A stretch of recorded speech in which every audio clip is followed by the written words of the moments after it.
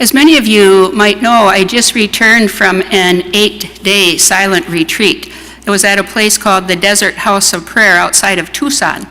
And it was 80 and sunny every day. And yeah, not hard to take, somebody has to do it. But additionally, part of the joy of being there was no responsibilities.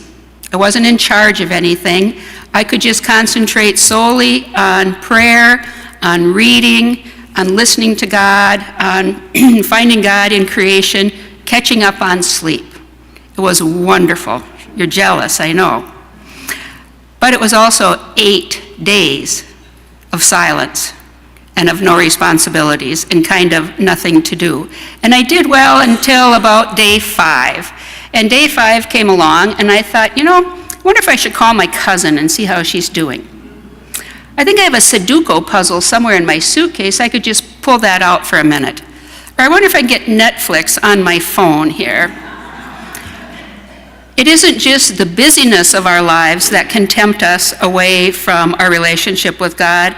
It's also sometimes in the quiet, in the silence, that we can still be tempted not to focus on God the way we might like.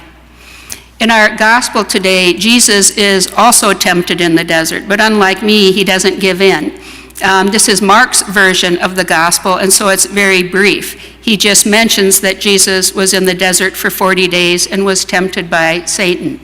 But we know from the other gospels that those temptations were to turn this bread into stone, to look at all that you can see and know that if you worship Satan, this will all be yours, to throw yourself down from the mountain. But Jesus always says no. He always relies only on God. So again, never gives in to those temptations. There are those things that might be tempting us away already from the Lenten commitment that we have made. And maybe those are in the areas that we see in our gospel today. Those areas of wanting to gather possessions. Those areas of power in our lives. Those areas of wanting to be popular or liked by people. The symbol that we have for today is the weight.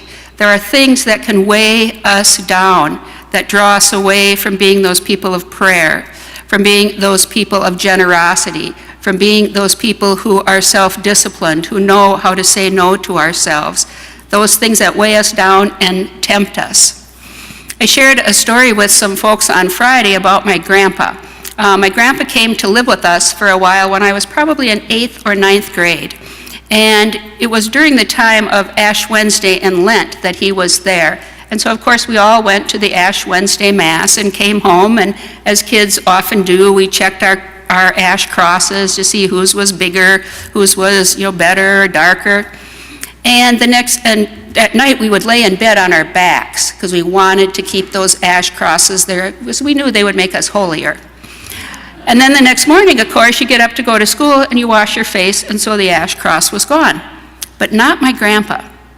My grandpa holds the record for keeping an ash cross on his forehead the longest. Not 2 days, not 4 days, not 6 days, 11 days he had that cross on his forehead.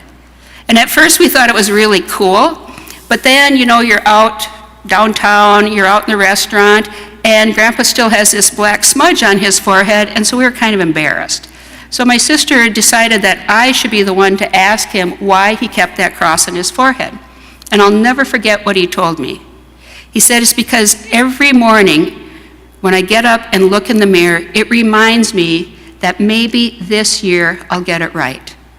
Now, he was 70 years old. Maybe this year I'll get it right. That has always stayed with me, and I think of that often at Ash Wednesday. When I decide my list I'm going to do, I'm going to give up sweets so I lose weight. Well, that's never worked. Now I'm going to read a book a week. I'm going to get rid of things. I make my list myself and tell God my list. But that is not getting it right. Getting it right is sitting in prayer and saying to God, what is it, God, that you want me to do? How do you want to draw me into prayer? Who do you want me to add to my list of prayer?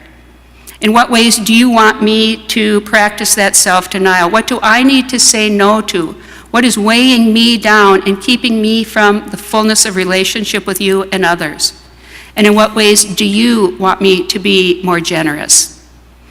A strength of our liturgical year is that it's always coming around again.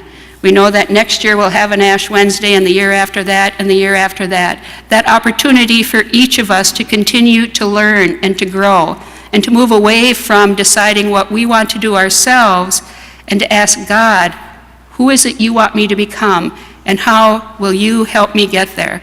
Or how will I help you get me there?